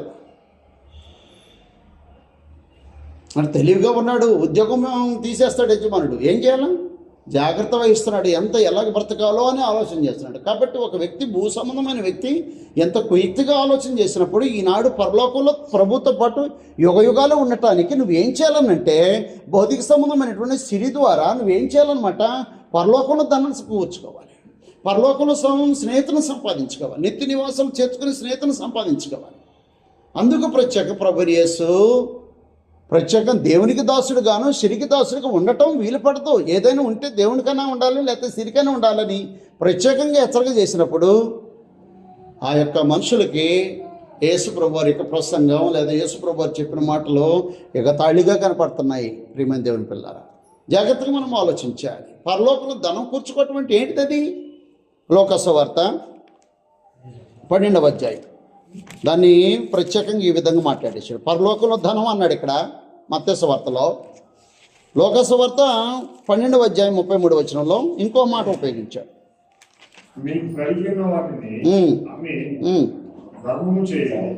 మీకు కలిగిన వాటిని అమ్మి ధర్మం చేయడం. మీరు ఏం కలిగి ఉన్నారు? భౌతిక సంబంధమైన సిరి కలిగి ఉన్నారు. వాటితో ఏం చేయాలన్నమాట? నువ్వు ధర్మం చేయి. నువ్వు ధర్మం చేసే కొద్దే ఏం జరుగుతుందన్నమాట? భౌతిక సంబంధమైన అన్యాయపు సిరి వల్ల నువ్వు ఏం చేస్తున్నావు అన్నమాట, వాస్తవానికి అక్షయమైన ధనాన్ని, లేకపోతే నువ్వు పరలోకంలో ధనాన్ని కూర్చుకుంటున్నావు అన్నాడు. నా మాట మీరు జాగ్రత్తగా ఆలోచించాలి. ప్రభు అయిన యేసు దేని గురించి మాట్లాడంటే దేవుని సంపాదించుకోవటం, దేవునికి దాసులుగా ఉండటం, లేదా సిరికి దాసులుగా ఉండటం. కాబట్టి అది సాధ్యం కాదు. ధనాపేక్ష వలన ఏం జరుగుతుందని అన్నాడంటే దేవుని కోల్పోతాం అన్నాడు. కాబట్టి అదే ధనంతో పరలోకంలో అక్షయమైన ధనాన్ని సంపాదించుకోమన్నాడు. అదే మాట కింద వాడాడు. మీరు కలిగిన వాటిని అమ్మి ధర్మం చేయడి, పాతగిలిన సంచులను పరలోకమందు అక్షయమైన ధనము సంపాదించుకొనిడి అని చెప్పేశాడు. అర్థమవుతుందా? మీకు కలిగిన వాటిని అమ్మి ధర్మం చేయడి, పాతగిలని సంచులను పరలోకమందు అక్షయమైన ధనమును సంపాదించుకొనిడి. అక్కడికి దొంగరాడు చిమ్మిట పట్టదు. మీ ధనం ఎక్కడ ఉన్నో అక్కడే మీ హృదయం ఉండును. సేమ్ ఇక్కడది లోక ఎక్కడ వర్ణించాడు, మత్తయి ఏమో అక్కడ వర్ణించాడు. కాబట్టి ఏమన్నాడు అనమాట గ్రంథంలో ఏం మాట్లాడుతున్నాడు ప్రభువు యేసు? దేని గురించి మాట్లాడు? ధనాపేక్ష గురించి మాట్లాడుతున్నాడు. ధనాపేక్ష గురించి మాట్లాడినప్పుడు ఏం జరుగుతుందంటే అక్కడ మనుషులకి యేసు ప్రభు ఎలాగున్నాడు అనమాట, ఎగతాళి చేసేవాడిగా ఉన్నాడు అనమాట. అంటే ప్రస్తుతం మనం ఉన్నటువంటి ధనముతో ఏం జరిగించాల్సిన వస్తుందంటే ధర్మం చేయటం. ఈ ధర్మము దేవుని దృష్టికి గొప్ప యాగంగా ఉంది. హెబ్రీయులకు రాసిన పత్రిక 13వ అధ్యాయంలో ఏమంటాడు తెలుసా? ధర్మము ఉపకారం చేయడం, ధర్మం చేయడం మరొకటి అటు దేవునికి ఇష్టమైన యాగములని అంటాడు. ప్రాముఖ్యంగా దేవునికి ఇష్టమైన యాగములు ధర్మం చేయటం. ఎందుకంటే నువ్వు ధర్మం చేయటం వలన పరలోకమందున దేవుడు నీకు ఫలితం ఇస్తాడని చెప్పేసి మాట్లాడుతుంది గ్రంథం. ధర్మము దేవుడు అనుగ్రహించిన భాగ్యం. 13వ అధ్యాయం, హెబ్రీయులకు రాసిన పత్రిక 13వ అధ్యాయం 17వ వచనం. 13వ అధ్యాయము 16వ వచనం. అక్కడ ఏమన్నా ఉపకారం ధర్మం చేయ మరొకటి మర్చిపోకూడదు. అట్టి యాగములు దేవునికి ఇష్టమైన యాగం అంటే బలి, యాగం బలి అర్పించడం. కాబట్టి అది దేవుడు క్రైస్తవులకు ఇచ్చినటువంటి బలి, ఆత్మ సంబంధమైన బలి. అది భౌతిక సంబంధమైన బలులు పశువులను అర్పించటము ధర్మశాస్త్ర కళలు ఉంటే క్రైస్తవులు ప్రత్యేకమైన బలిని అర్పించటం. ఏంటా బలి? ఉపకారం ధర్మం చేయటం. అది పరమదేవుడు క్రైస్తవులకు అనుగ్రహించిందనమాట. క్రీస్తు ప్రభు వారు ప్రకటించిందనమాట. ఆ క్రీస్తు ప్రభు వారు ప్రకటించిన దాన్ని వాళ్ళు విని ఏం చేస్తున్నారన్నమాట? అపహాస్యం చేస్తున్నారు, ఎగతాళి చేస్తున్నారన్నమాట. ఎగతాళి చేస్తున్నారు. అన్యాయపు సిరి గురించి హెచ్చరిక చేశాడు.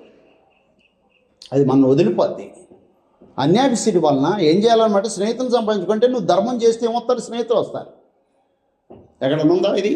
అన్యాయపు సిరి వలన ధర్మం చేస్తే స్నేహితులుగా చేర్చుకున్న పరిస్థితులు ఎక్కడన్నా నీ గ్రంథంలో? మత్తయి సువార్త 25వ అధ్యాయంలో నేను ఆకలి కొంటే అన్నం పెట్టారు, దప్పికొంటే దాహం ఇచ్చారు, పరదేశిగా ఉండి చేర్చుకున్నారు, ఇదిగో మీలో ఒకడికి మీరు ఇలా చేశారు కాబట్టి మీరు నాకు చేసినట్టే కాబట్టి తండ్రి చేత ఆస్వాదించబడిన వాళ్ళారా, రండి లోకము పుట్టింది మొదలుకొని మీ కొరకు సిద్ధపరచబడిన రాజ్యాన్ని స్వతంత్రించుకోండి. కాబట్టి ఎవరు చేర్చుకున్నారు? నిత్యమైన నివాసంలో ఎవరు చేర్చుకుంటున్నారు? తండ్రిని దేవుడు చేర్చుకున్నాడు, ప్రభుని యేసుక్రీస్తు వారు చేర్చుకుంటున్నారు. ఎందుకనంటే నువ్వు ధర్మం చేసి నీకు కలిగిందంటే ధర్మం చేశావు.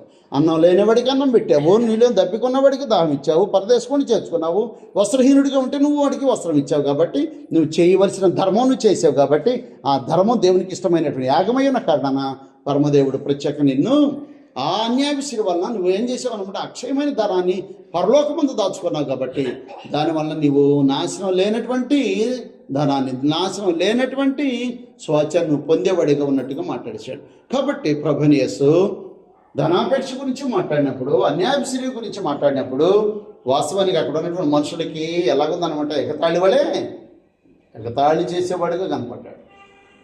ప్రియమైన దేవుని పిల్లలారా, లోతు దేవుని సందేశాన్ని ప్రకటించాడు, ఎగతాళి చేపట్టాడు. పౌలు దేవుని సందేశాన్ని ప్రకటించాడు, ఎగతాళి చేపట్టాడు. యేసుప్రభువు వారు దేవుని సందేశాన్ని ప్రకటించాడు, ఎగతాళి చేసేవాడుగా ఉన్నాడు. నువ్వు దేవుని సందేశాన్ని ప్రకటించేటప్పుడు నువ్వు ఎగతాళి చేయబడటము ఖాయం. ఎగతాళి చేయబడేటప్పుడు దేవునికి స్తోత్రం సమర్పించాల్సిన వస్తుంటుంది. గ్రంథంలో ఈ విధంగా రాయబడింది. ఏబు గ్రంథం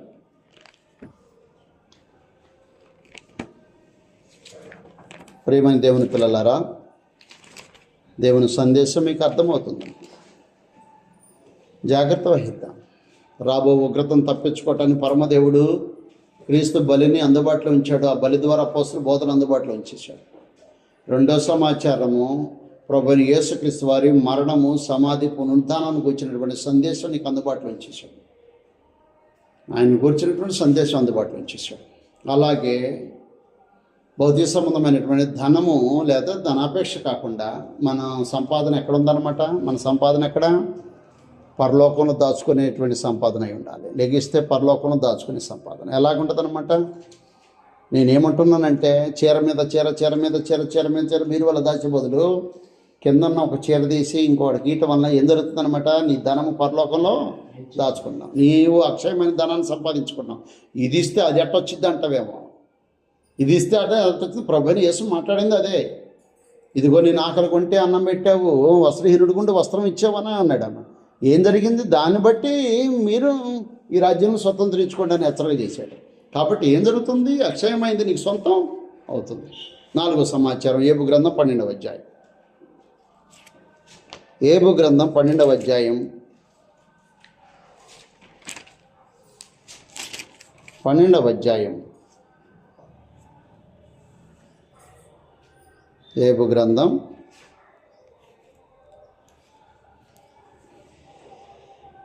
12వ ప్రియమైన దేవుని పిల్లరా, జాగ్రత్తగా మనము 1వ వచనం నుంచి నిజముగా లోకములో మీరే జనులు, మీతోనే జ్ఞానము గతించిపోవు. అయినను ఉమ్, మీకున్నట్లు నాకును ఉమ్, వివేచనా శక్తి కలిగి ఉన్నది. ఉమ్. నేను నేను మీకంటే మీకంటే తక్కువ జ్ఞానం గలవాడు కాను. కాను. ఉమ్. మీరు చెప్పిన వాటిని మీరు చెప్పిన వాటిని ఎరగని వాడెవడు?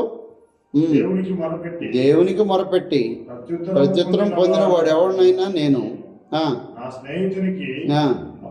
అపహాస్యాస్పదముగా ఉండవలసి వచ్చింది. ఏంటంట అపహాస్యాస్పదం. గ్రంథం మాట ఎగతాళిగా ఉన్నాడు అనమాట. ఎగతాళిగా ఉన్నాడు యోబు. దేని విషయంలో ఎగతాళిగా ఉన్నాడు అక్కడ మాట్లాడుతున్నాడు. తర్వాత లైన్లో మనం చదివితే నీతియు యథార్థత గలవాడు అపహాస్యాస్పదంగా నుండవలసి వచ్చెను. దుర్దశ నొందిన వారిని తిరస్కరించుట క్షేమం గలవారు యుక్తమనుకొందురు. కాలు జారిన వారి కొరకు తిరస్కారం కనిపెట్టుచున్నది అన్నాడు. ఏం జరుగుతుందన్నమాట? నీతి నిమిత్తం శ్రమ పడుతున్నప్పుడు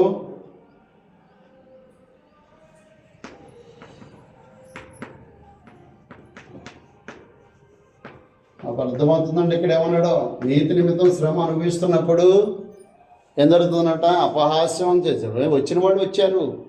మన స్నేహితుడు ఉన్నాడంట, ఇలా ఇబ్బందులు పడుతున్నాడంట, వాడు రోగంలో ఉన్నాడంట, వాడు బాధలో ఉన్నాడంట, వాడిని ఆదరిద్దామని వచ్చినటువంటి వీళ్ళు వాస్తవానికి అనేక దినాలు ఉపవాసం ఉన్నారు ఆయన కోసం. యోబు గురించి ఉపవాసం ఉండి ఇక మొదలుపెట్టారు.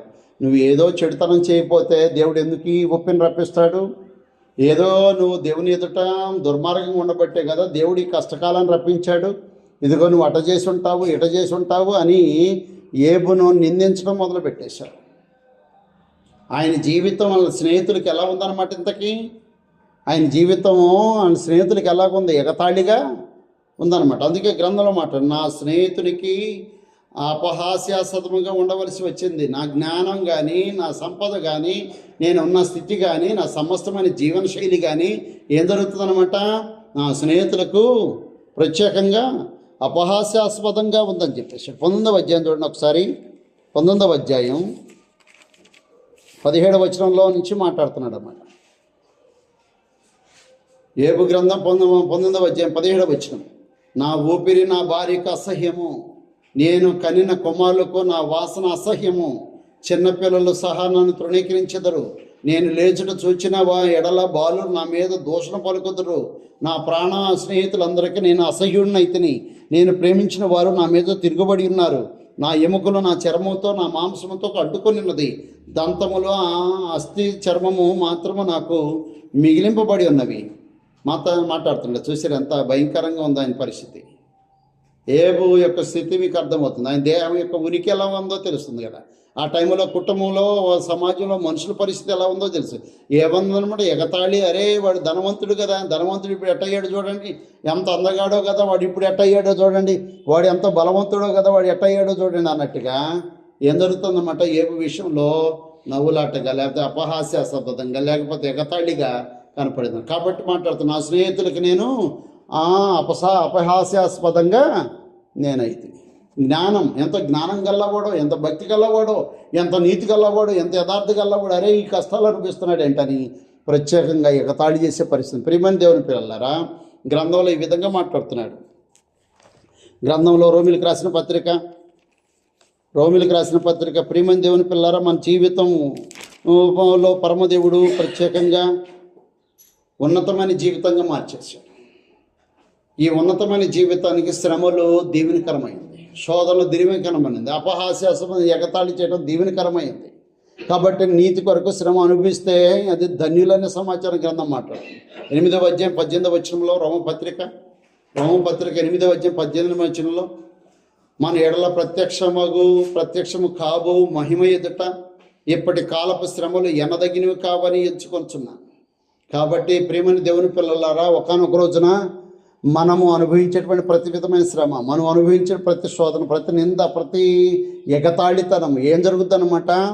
ఒకానొక రోజున మనకేం జరిగింది అనమాట? ఒకరోజు మహిమ ప్రత్యక్షపరచబడుతుంది అన్నాడు.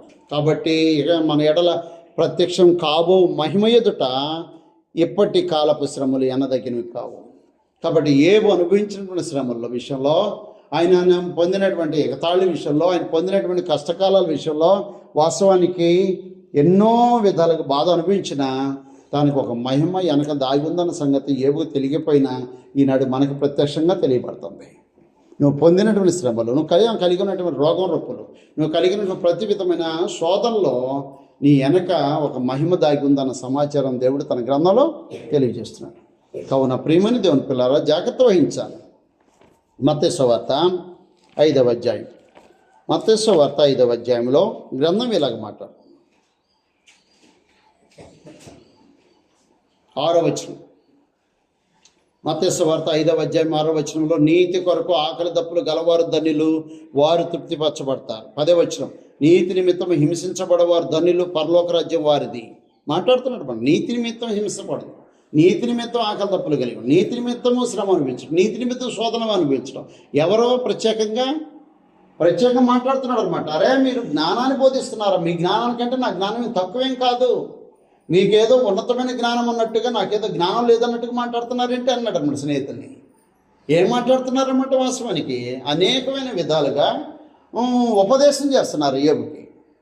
ఆయన రోగం రొప్పుతో ఊరేలపల బుగ్గిలో కూర్చొని తను శ్రమ పడుతుంటే ఆయన ఎదుటికి వచ్చి ఉపవాసం ఉన్నవాళ్ళు ఉపవాసం ఉండి చివరికి వాళ్ళేదో జ్ఞానవంతులు అన్నట్టు, ఏపీ ఏదో జ్ఞానహీనుడు అన్నట్టు, వాళ్ళేదో భక్తి పరులు అన్నట్టు, ఈయన భక్తి లేనట్టు, వాళ్ళు ఏదో శ్రద్ధ గల వాళ్ళు అన్నట్టు, ఈయన శ్రద్ధ లేనట్టు వాడు అన్నట్టు ప్రత్యేకంగా ఏం చేస్తున్నారంటే ఏబుని విమర్శించడం మొదలుపెట్టేశారు. ప్రేమని దేవుని పిల్లారా జాగ్రత్తగా ఆలోచించాలి. ఏబు తాను పొందుతున్న నీతి నిమిత్త శ్రమ అనుభవిస్తున్నటువంటి జీవన శైలిని బట్టి తన స్నేహితులకి ఏమైపోయాడు అనమాట? ఏమైపోయాడు? ఎగతాళివాడిగా ఉన్నాడు. ప్రియమని దేవుని పిల్లను గ్రంథం పట్టుకొని ఎంతో భక్తిని ప్రదర్శిస్తున్న నీకు శ్రమలు వస్తుంటే లోకానికి ఎగతాళిగానే ఉంటుంది. అలాగే నువ్వు కష్టకాలాన్ని అనిపిస్తున్నావు, ఎంతో ప్రార్థన జీవితాన్ని కలిగి ఉన్నావు, కానీ రోగం రూపంతో బ్రతుకుతున్నావు, లోకానికి ఎగతాళిగానే ఉంటుంది. కానీ నీకు తర్వాత ఒక మహిమ, ఒక మెప్పు, ఒక ఘనత ఉందన్న సమాచారం జాగ్రత్తగా ఆలోచించాలి. నువ్వు విశ్వాసాన్ని స్థిరంగా కాపాడుకోవాలి, నీతిగా న్యాయంగా బ్రతకటానికి ప్రయత్నించాలి. ప్రేమని దేవుని పిల్లల ఎగతాళిగా జీవితాలు గడిపే పరిస్థితులు. ఏబు జీవితమే తన స్నేహితులకి అపహాస్యాస్పదంగా కనపడుతున్నాయి. ఈనాడు నువ్వు ఎంతో ప్రార్థన చేసే నువ్వు ఒక శ్రమ నీకు ఎదురైనప్పుడు నీ చుట్టుపక్కల వాళ్ళని ఎగతాళి చేయటంలో అతిశయోక్తి లేదు. అసలు నేను ఎగతాళి చేయటం ఖాయం. నువ్వు ఎగతాళిగా ఉంటావు నువ్వు వాళ్ళకి. అది దేవునికి స్తోత్రం సమర్పించే సమయం. వాస్తవమే ప్రియమైన దేవుని పిల్లారా, నీకు వచ్చే కష్టకాలం, నువ్వు అనుభవించే శ్రమలు, నువ్వు అనుభవించే శోధన, నువ్వు అనుభవించేటువంటి ప్రతి విధమైనటువంటి బాధ వాస్తవానికి అనేకులకు ఎగతాళిగా ఉంటుంది. నీ విశ్వాసాన్ని నువ్వు కాపాడుకోవాల్సిన అవసరం ఉంటుంది. అది నీ విశ్వాసానికి కలుగు పరీక్ష, ఓర్పును పుట్టించిన నెరిగి అని చెప్పేసి మాట్లాడుతుంటారు. కాబట్టి ప్రియమైన దేవుని పిల్లారా, మనం జాగ్రత్తగా ఆలోచించాలి. పేతురు రాసినటువంటి పత్రికలో ఈ మాట, పేతురు రాసినటువంటి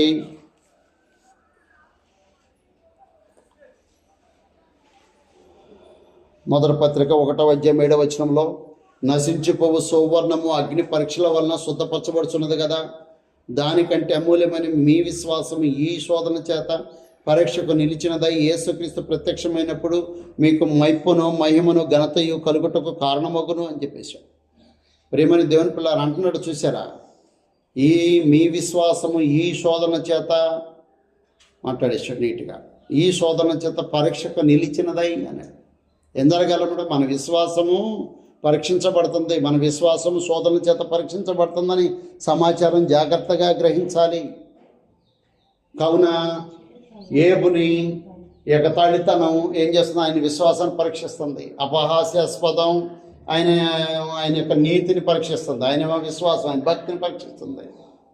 కావున ఈనాడు నిన్ను కూడా పరీక్షించినప్పుడు నువ్వు ప్రత్యేకంగా ఎగతాళి చేయబడేవాడుగా ఉంటుంటావు. నీ జనం ఎగతాళి చేసేటప్పుడు నీ విశ్వాసం అనేకులకు మాదిరిగా ఉండాలి, నీ భక్తి అనేకుల మాదిరిగా ఉండాలి, నీ ప్రవర్తన అనేకుల మాదిరిగా ఉండాలి. నువ్వు పడుతున్న ప్రతి బాధ ఎదుటివాడికి మాదిరిగా ఉండేటట్టుగా ఉండాల్సిన అవసరం. ప్రేమ దేవుని పిల్లారా, ఎందుకంటే నువ్వు క్రీస్తు ప్రభు వారి యొక్క శ్రమల్లో పాలుపడైనట్టుగా సంతోషించే కార్యక్రమం. ఒక పేజీ చెప్పండి. పేతురు రాసిన మొదటి పత్రిక 4వ అధ్యాయం 13వ వచనంలో, 13వ వచనంలో క్రీస్తు మహిమ బయలుపరచబడినప్పుడు మీరు మహానందముతో సంతోషించు నిమిత్తం క్రీస్తు శ్రమల్లో మీరు పాలువారైనంతగా సంతోషించండి. మాట్లాడుతున్నాడు మన క్రీస్తు ప్రభు వారికి శ్రమల్లో పాలువారు. ఏంటి శ్రమలు? నీతి నిమిత్తం శ్రమలు అనుభవించటం, శోధనలు అనుభవించటం, కష్టకాలాలు అనుభవించటం, రోగరొప్పులు అనుభవించటం. ఏం జరుగుతుందనమాట? ప్రత్యేక గ్రంథం తెలియజేస్తుంది, క్రీస్తు ప్రభు వారితో శ్రమల్లో పాలువారం అవుతున్నట్టుగా మీరు సంతోషించండి అని హెచ్చరిక చేసేసాడు. కావున ప్రియమైన దేవుని పిల్లలారా, జాగ్రత్తగా మనం ఆలోచించాలి. లోతు రాబో ఉగ్రతను తెలియజేస్తే ఎగతాళిగా కనపడ్డాడు. పౌలు మృతుల పునరుద్ధానాన్ని గురించి ప్రకటిస్తే ఎగతాళిగా కనపడుతున్నాడు. యేసుక్రీస్తు అన్యాయపు సిరి గురించి మాట్లాడినప్పుడు లేదా ధనాపేక్ష గురించి మాట్లాడినప్పుడు ఎగతాళి చేయవాడిగా కనపడుతున్నాడు. ఏబు నీతి నిమిత్తం శ్రమ అనుభవిస్తున్నప్పుడు ఎగతాళి చేయవాడిగా కనపడుతున్నాడు. ఎగతాళిగా కనపడుతున్నాడు. ఈనాడు నీవు నేను వాస్తవానికి ఏ విధంగా ఎగతాళి చేయబడతలే. ఎగతాళి చేయవాడిగా నువ్వు నేను ఉండలేదు. వాస్తవానికి ప్రతిదానికి మనం ఏదో ఎగతాళి చేయబడ్డట్టుగా ఫీల్ అవుతున్నాం, కానీ వాస్తవం ఎగతాళి చేయబట్టలేదు. మనం జాగ్రత్తగా మనం ఆలోచించాలి. నీవు ఎగతాళి చేయమని వల్ల ఉన్నావని సమాచారం ఆలోచించాలి. ప్రేమని దేవుని పిల్లలారా, రాజుల రెండవ గ్రంథం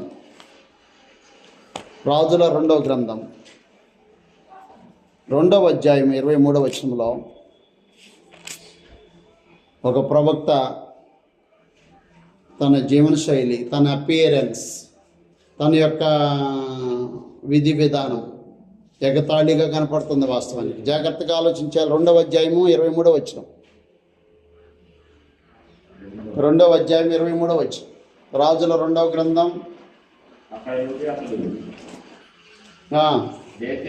బేతేలుకి ఎక్కి వెళ్ళెను.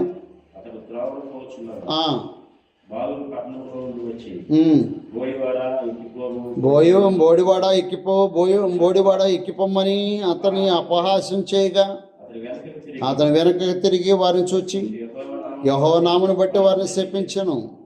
అప్పుడు 2 ఆడు ఎలుగుబంట్లు అడవిలో నుండి వచ్చి వారిలో 42 పిల్లలను బాలులను చీల్చివేసాను. ఎవడు ఒకడు కాదు, ఇద్దరు కాదు. ఏం చేస్తున్నారు? ప్రవక్త. జాగ్రత్తగా మనం ఆలోచించాలి. ప్రవక్త, దైవజనుడు. ఏం జరుగుతుందన్నమాట? అతని రూపం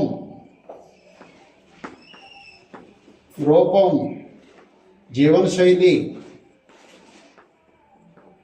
ఏం జరుగుతుందన్నమాట? మనుషులకి ఎగతాళిగా కనపడుతుందన్నమాట. ఆయన రూపం బోడివాడ బోడివాడ అంటే ఒకవేళ బట్టతలగా ఉండొచ్చేమో.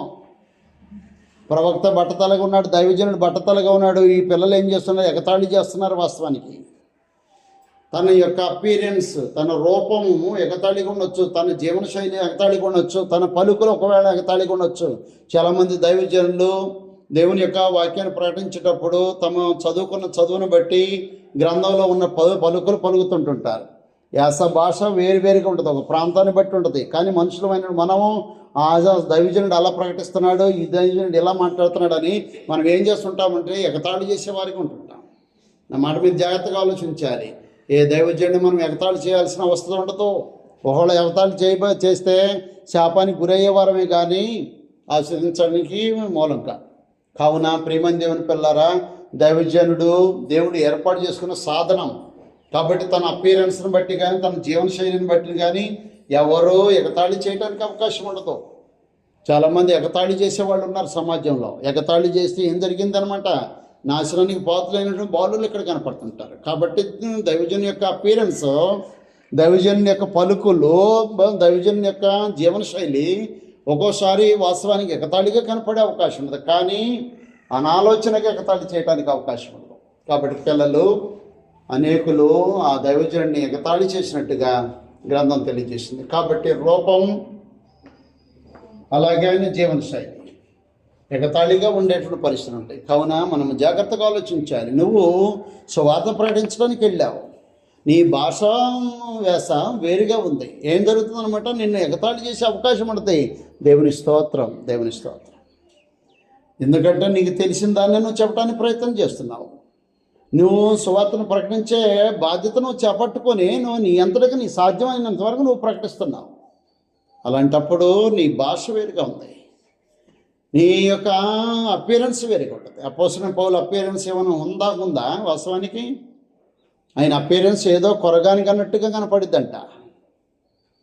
ఆయన ఏదో లోపం గల్లవాడిగా ఉంటాడంట అపోస్తలుడైన పౌలు.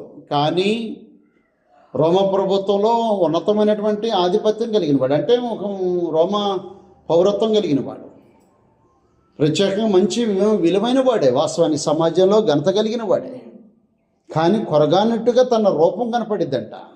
అయినంత మాత్రాన ప్రజలు ఆయన్ని అపహాస్యం చేయలేదు, తను చేసే బోధన బట్టి అపహాస్యం చేసినట్టుంటుంది. కాబట్టి ప్రేమని దేవుని పిల్లారా, ఆయన రూపాన్ని బట్టి కానీ ఆయన బోధన బట్టి కానీ ఆయన యొక్క జీవనశైలిని బట్టి కానీ అపహాస్యం చేయటం అనేది సమాజంలో సహజమైంది. కాబట్టి నువ్వు వాస్తవానికి ఎగతాళి చేయవాని వల్ల ఉన్నావా అని సమాచారం గ్రంథం నుంచి ఆలోచన చేస్తున్నాం. జాగ్రత్తగా మనం ఆలోచించేద్దాం. రాబో ఉగ్రతను గురించి నువ్వు జాగ్రత్త పడాలి. దేవుని ప్రత్యేకం పునరుద్ధానం గురించి నువ్వు ప్రకటన చేసేటప్పుడు నువ్వు జాగ్రత్తగా వినాలి. అలాగే ఈ లోక సంబంధమైన నీ ధనము పరలోకంలో స్నేహితులను సంపాదించి పెట్టిద్దన్న సంగతి, ఈ లోక సంబంధమైన ధనము అక్షయమైన ధనాన్ని చేకూర్చి పెట్టిద్దన్న సంగతి ఎరిగి నువ్వు బహుజాగ్రత్తగా దాంతో ధర్మం చేసి వాటిని సంపాదించుకోవాల్సిన అవసరం లేదు. అలాగే నీతి నిమిత్తం శ్రమ అనుభవించడం దేవుడిని కనుకరించిన భాగ్యమై ఉంది. ఆ సందేశం గురించి మనుషులు ఏబును ఎగతాళి చేస్తున్నవాడిగా కనపడుతుంటాడు, ఎగతాళిగా కనపడుతుంది. అలాగే ప్రవక్తలు ప్రత్యేకంగా దైవజనులు సమాజంలో ఎగతాళి చేయబడిగా కనపడుతుంటుంటారు. కావున ఈనాడు నీవు కూడా ఎగతాళి చేయబడితే దేవుని స్తోత్రం. నువ్వు ప్రత్యేకంగా అపహాస్యాస్పదంగా మనుషులకు ఉంటే దేవుని స్తోత్రం. నీవు క్రీస్తు ప్రభు మరణాన్ని ఆయన సమాజ పునరుద్ధానాన్ని ప్రకటిస్తున్నప్పుడు నువ్వు అపహాస్యాస్పదంగా ఉంటే స్తోత్రం. నువ్వు దేవుని నిమిత్తము శ్రమ, క్రీస్తు నిమిత్తము, నీతి నిమిత్తము, న్యాయం నిమిత్తము, ధర్మం నిమిత్తం శ్రమ అనుభవిస్తున్నప్పుడు ప్రజల విషయంలో, కుటుంబ సభ్యుల విషయంలో ప్రత్యేకంగా అపహాస్యాస్పదంగా ఉంటే దేవుని స్తోత్రం. ప్రత్యేకంగా రాబో ఉగ్రత ఉంది, భూమి నాశనం అయిపోద్ది, ఇదిగో ఒకనొక రోజున మనం క్రీస్తు ప్రభు న్యాయపీఠం మీద ప్రత్యక్షం కావాలి, మనం చేసే ప్రతి కార్యం వల్ల శిక్ష అనుభవించాల్సిన పరిస్థితి ఉంటుంది. కాబట్టి మీరు మారు మనసు పొందనని నువ్వు ప్రకటించేటప్పుడు నీ ఇంటివారు, నీ ప్రజలు, నీ చుట్టూ ఉన్నవారు నిన్ను ఎగతాళి చేసినప్పుడు దేవుని స్తోత్రం. కాబట్టి జాగ్రత్త వహిద్దాం. దేవుడు అనుగ్రహించిన కృపాకాలంలో మనము బహుజాగ్రత్తగా మన ఘట్టాలు మనం కాపాడుకుంటూ అనేకులకు మన జీవితం మాదిరికరంగా ఉండేట్టుగా ప్రదర్శించి క్రీస్తులో అనేకుల్ని ఆత్మ సంబంధమైన జీవనశైలిని, అలాగే ఆత్మ సంబంధమైన ఆశీర్వాదాలు పొందేవారుగా మన జీవితం అనేకులకు ఎగతాళి చేయబడినటువంటి జీవితమే, ఆ అపహాస్యాస్పదంగా ఉన్నటువంటి జీవితమే అనేకులకు మెప్పు, మహిమ, ఘనతను తెచ్చేటువంటి విధంగా ఉండేటట్టుగా జీవితాలు గడుపుతాం. ఏబు నిజంగా వాస్తవానికి వాళ్ళ అల్లుడికి ఎగతాళిగా ఉన్నాడు, కానీ ఈనాడు మనకు ఆయన సందేశం దీవెనకరంగా ఉంది. అపోస్తలుడైన పౌలు అక్కడ ఉన్న ప్రజలకి చెప్పినటువంటి సందేశం వాళ్ళకి అక్కడ ఎగతాళిగా ఉంది, కానీ ఇప్పుడు అదే మనకు విశ్వాసానికి మూలమైంది. అలాగా యేసుప్రభు వారు చెబుతున్నారు, అక్కడ ఉన్నటువంటి యూదులకి వాస్తవ ప్రజలకి ఎగతాళిగా ఉంది, కానీ ఇప్పుడు క్రీస్తు ప్రభు వారి సందేశము మనకు దీవెనకరంగా ఉంది. అలాగే యోబు యొక్క జీవితము వాళ్ళ స్నేహితులకి ప్రత్యేక ఎగతాళిగా ఉంది, కానీ ఆయన జీవితం మనకిప్పుడు మాదిరిగా ఉంది. అలాగే ప్రవక్త నీ పిల్లలు ప్రత్యేకంగా దూషించినప్పుడు, ఎగతాళి చేసినప్పుడు వారికి కలిగినటువంటి నాశనం ఎలాగుందో ఈనాడు మనము ఎదుర్కొన్నటువంటి దైవజనుల్ని ఎలా గౌరవించాలో, ఎలా అభిమానించాలో అనే సమాచారం స్పష్టంగా మనకి తెలియజేయబడుతుంది. వారి జీవన శైలి మనకి, వారి యొక్క ప్రకటన మనకి, వారి యొక్క ప్రత్యేకంగా వారి యొక్క విశ్వాసాలు మనకి మాదిరిగా ఉన్నాయి. కాబట్టి ఈనాడు మనం కూడా అనేకులకు మాదిరిగా ఉంటూ దేవుని దీవెనలకు పాత్రమై ఉండాలని ప్రభువు పేట మీకు తెలియజేస్తూ ముగిస్తాను. అందరికీ